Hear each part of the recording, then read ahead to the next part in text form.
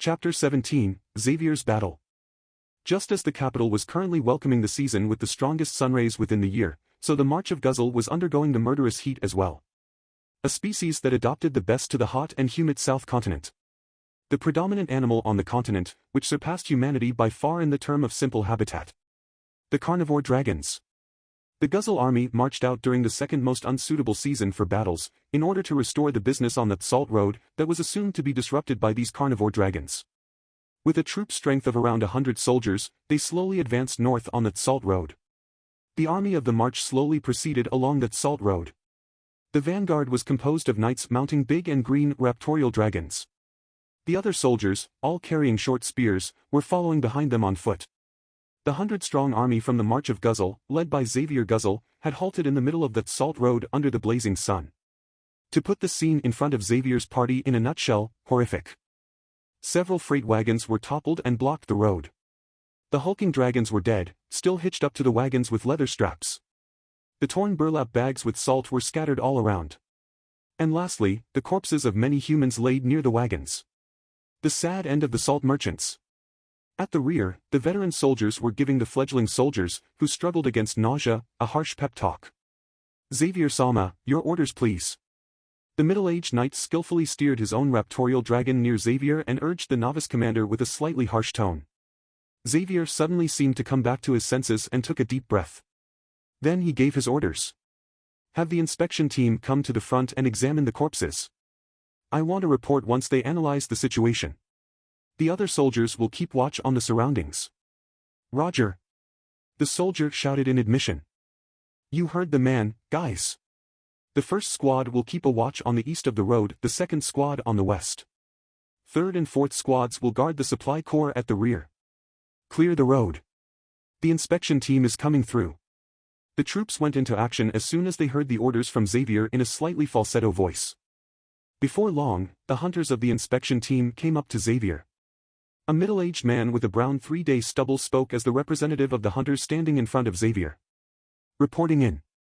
We believe it were Legion dragons that attacked the salt merchants. Xavier's cheeks twitched upon hearing the words from the middle-aged hunter. Legion dragon. Everyone here had heard of that name before. The carnivore dragon was that popular in the western part of the South Continent. There was always an exception to the rule, but as a rough classification, the majority of herbivore dragons like the hulking dragon or raptorial dragons walked on 4 legs, whereas the carnivore dragons usually walked on 2. And the Legion dragon, a carnivore dragon, was no exception to this either. When full-grown, the dragon was a head or 2 taller than a human. It stood upright on 2 thick legs, which had a strong jumping power, and balanced its body out with a long tail. Besides the sharp claws on its short forelegs, it also had jagged fangs. It used these to prey on its target. Just like the name Legion Dragon implied, these dragons usually stayed together as a pack. It was a common problem that the livestock from villages in the borderlands, namely the hulking dragons and meat dragons, were assaulted by the Legion dragons, and when a villager was attacked by a carnivore dragon inside the forest, then it was in all likelihood the Legion dragons, too. However, Xavier knew a bit about the nature and ecology of the Legion dragons, so he inclined his head puzzled on top of his raptorial dragon in reaction to the report from the hunter. Legion dragons, you say? Are you sure? The bearded hunter confidently agreed with the question of the commandant. Yes. There is no doubt. We could not really tell anything from the corpses of the people, because they were too decayed, but the skin of the hulking dragon does not decompose so easily. We found marks from bites and claws. The assault came undoubtedly from Legion dragons. The hunters, experts on the topic, assured it with such emphasis. There could be no doubt then. However, it still didn't clear up Xavier's doubt. I see. If you say so, I shall believe you. But I don't get it. The salt merchants were all killed by mere Legion dragons? Their escort was supposed to be quite numerous and skilled. However, the bearded hunter shook his head with a stern expression. Xavier-sama, the size of a pack solely depends on the caliber of the alpha leader. Most of the alpha leaders only make packs with a size of 10, at best, but some old and full-grown alpha leaders can have 20 to 30 dragons in their pack. So it is not all that strange if they were killed without resistance in a surprise attack. 20 to 30, huh? The hunter with the stubbles explained, whereupon Xavier mumbled and made a serious expression with a wrinkle between his eyebrows. However, the hunter shook his head once more while keeping an indifferent face. Not quite. Xavier-sama. The 20 to 30 would be the bare minimum. But this time, I would at least estimate the pack to actually have over 50 dragons. 50, you say? Your reason being? As the number exceeded his forecast by far, Xavier made no secret of his surprise. On a closer look, even the other hunters were looking surprised upon the utterance from the bearded hunter. In other words, it was the sole opinion of the hunter with the beard. As if he had waited for Xavier's question, the stubble hunter eloquently presented his own theory. I'm sure you can see it from here. Please take a look at the dead hulking dragons that were pulling the freight wagons of the salt merchants. Although it's not all of them, various of them have bite wounds on their back, right? The flesh there is chewy and unappetizing. Most of the carnivore dragons wouldn't eat that part, unless there's not enough. But they got quite a bit of humans and ate hulking dragons here. Despite that, they even mangled the backs of the hulking dragons. That means the pack was so big that the tender meat from the numerous humans and hulking dragons wasn't enough to satisfy all of them, Xavier inquired. Yes, that's what I believe. Xavier continued, okay. Either way, we have to dispose of the corpses and wagons first or we can't march on. He skillfully turned around the dragon he was riding on the spot and declared that in a loud voice to his subordinate standing in the back. Hearing his orders, Knight Joseph immediately added more detailed instructions. You heard the man. Those with an axe, clear an area big enough for cremation. Those that can use parch or wind blade, chop the felled trees into firewood for the cremation. After that, carry the corpses and wagon wreckages over there and use ignition on them. Don't forget to wear masks and gloves when you move the corpses. Don't you dare to touch them with your bare hands, unless you want to die from the poison in the corpses. Also, burn the scattered salt, too. It's likely to have been polluted by the corpses as well. And be careful that none of the fire spreads to the surroundings. Have someone with spring of water be on standby just in case. The rest of you keeps a watch on the vicinity. A pack of 50 dragons. While thinking, Xavier muttered. If that forecast turned out to be true, then it was a formidable enemy even for the 100-strong army led by Xavier. There were basically two choices: prioritize his achievement and let valuable soldiers of his domain die. Or throw away his achievement and request the help from the royal army to protect the lives of his soldiers. At heart, Xavier put the lives of his soldiers over his own achievement, but he was aware that he was in no position to make such a decision based on emotion. In the not-so-distant future, he would inherit the Marquis title and, gaining a reputation, was directly interconnected with protecting the interests of the March of Guzzle within the Karpa Kingdom. His reputation or the lives of his soldiers? Of course, the best outcome would be when he earned his reputation without letting his soldiers die, but it was more than unlikely that he would be able to complete the subjugation without casualties, if the enemy really was a pack of 50 legion dragons, like the bearded hunter had speculated. As the criteria for one task were met, Xavier regained a bit of his composure and averted his gaze from the blazing flame. Then he noticed something. The hunter with the beard stubble, who had explained the assault earlier, was tilting his head puzzled with a wrinkle between his eyebrows. He must have felt Xavier's look on him. Without even being called, he came in front of Xavier. Xavier-sama, I've something to report. Judging by the sour face he made, it surely were unpleasant news again, but in his position, Xavier had to listen to it regardless. Speak. Xavier immediately urged him to speak up with an expression, as if he had swallowed a bitter medicine. Called upon, the bearded hunter briefly lowered his head with, "Yes, sir," then started in a slightly quick tone. Something is weird, Xavier-sama. At first I thought it was just a coincidence, but the wheels or axles of all 3 freight wagons were broken, so that they couldn't move anymore. It isn't all that strange that all wagons get damaged beyond functionality by chance, since it was a large-scale assault. But as far as I can see, it seems that the Legion dragons destroyed the wheels of each wagon, by thrusting their claws and fangs into it. The wheels didn't break from a driving error of the coachman, but were deliberately attacked by the Legion dragons. There was only one reason why they would do that. You mean, they wanted to immobilize them? Are the Legion dragons really that smart? What do you mean? In reaction to Xavier's inquiry, the bearded hunter deepened the wrinkle between his eyebrows and continued with a grim tone. Look around. There isn't a single corpse of a pack dragon. In other words, that means the escorts of the salt merchant were one-sidedly killed without even defeating one dragon. Suddenly, a flying dragon in the sky from north to northeast. The loud voice from the outlook soldier resounded through the vicinity.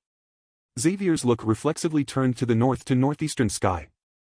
There it was. A black spot was hanging all alone in the glorious blue sky of the hot season. All hands, prepare for anti-air combat in small groups. Archers, knock an arrow and wait for the signal. Xavier gave the whole team orders. A flying dragon. Why here? Damn it, was it lured here by the smoke? Even with shouting all over the place, the soldiers took up a defensive stance like Xavier had ordered. They formed small groups and put up their short spears above their heads, so that it looked like hedgehogs.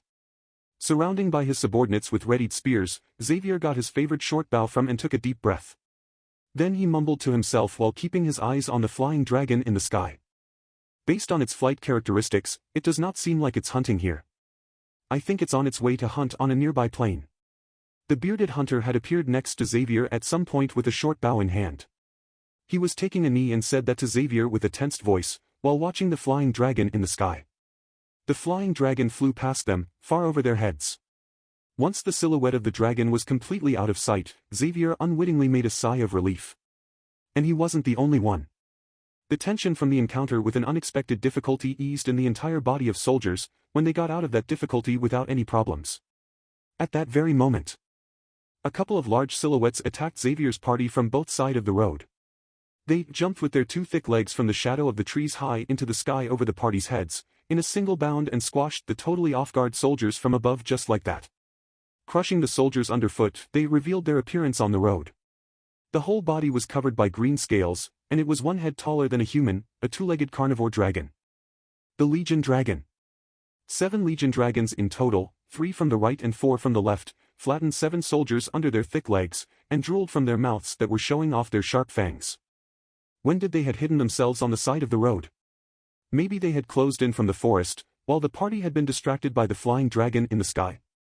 In that case, the alpha leader of these pack dragons even used the movement pattern of the flying dragon, which was actually supposed to be their feared enemy as well, to their advantage.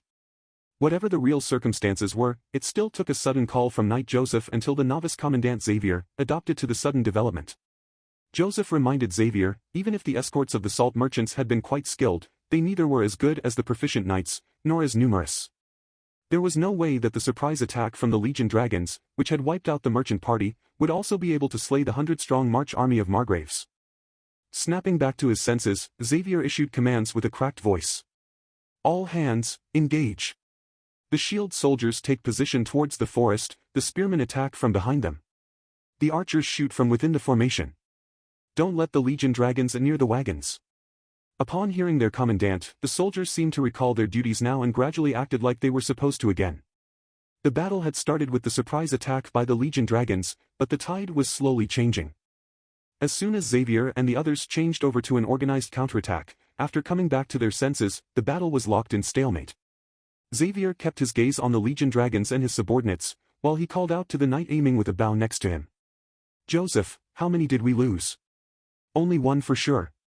He was dragged alive into the forest earlier.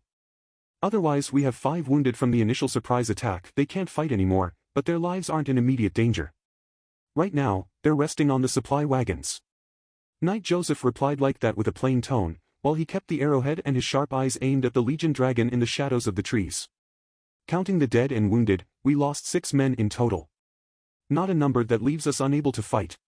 We already set up a perimeter defense. After that, it became a stalemate. At present, Xavier's army couldn't lessen the number of Legion dragons, as these had retreated into the forest, but likewise, the Legion dragons were unable to make a successful attack on them, too. We do have prepared the suitable equipment to get into the forest, when the situation calls for it. Maybe he had gotten impatient over the stalemate, but Xavier unconsciously muttered that.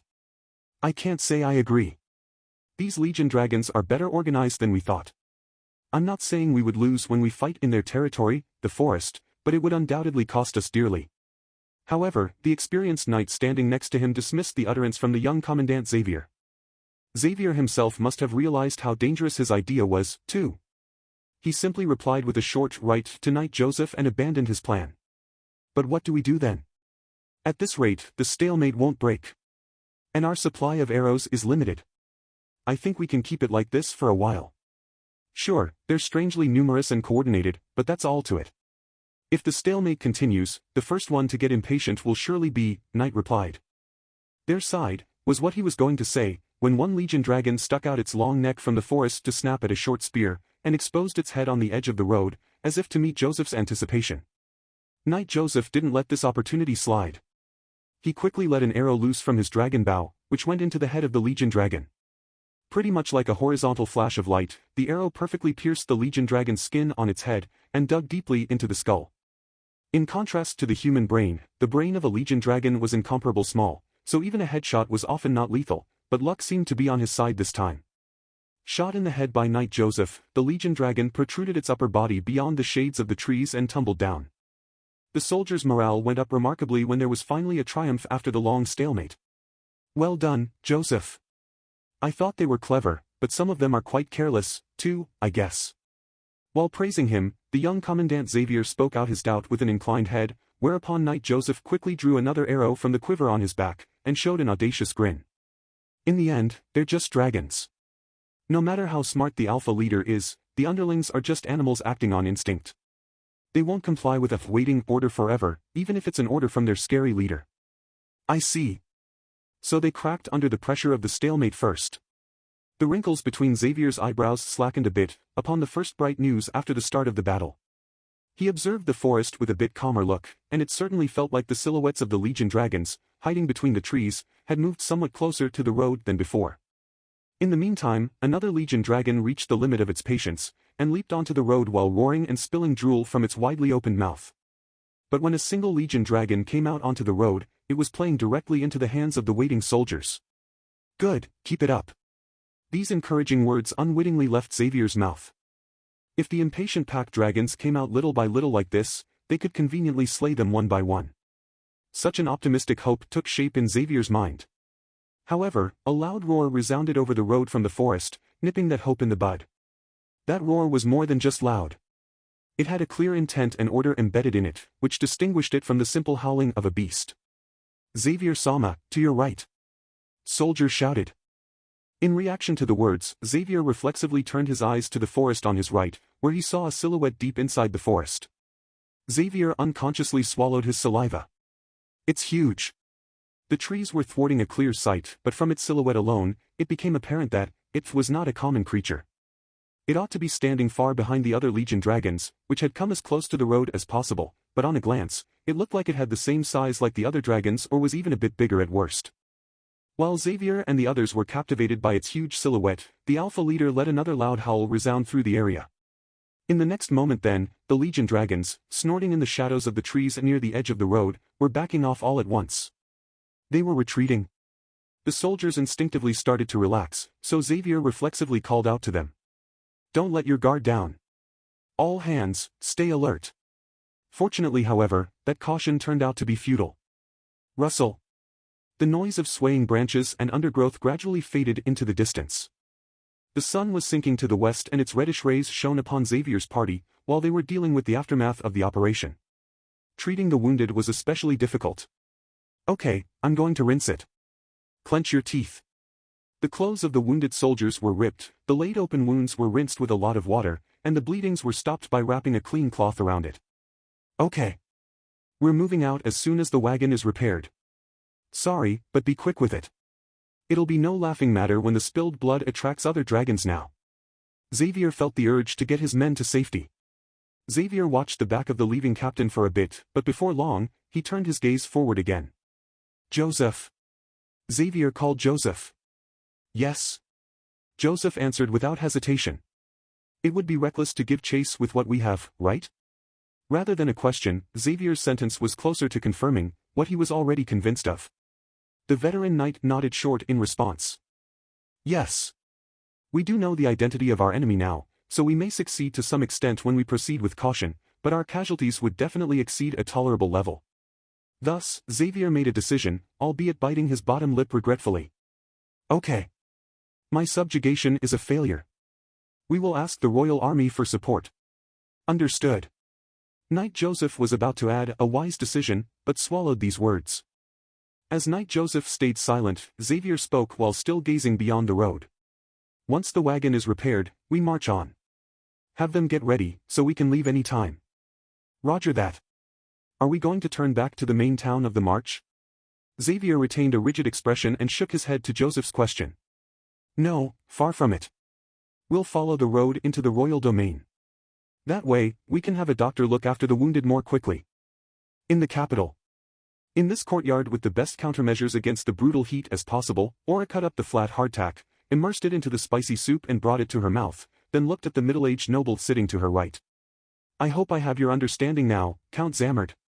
The reason we have deployed soldiers this time is to subjugate the dragons, which we assume have appeared on the Salt Road. Nothing more than a domestic matter. I would like you to convey it to the Navarra kingdom similarly. Yes, I certainly have understood, Your Highness Aura. I promise you that I will convey it to my country without fail. After listening to Aura, the middle-aged man, the noble from the Navarra kingdom, Count Nalbia Zammert said that and lowered his head a bit.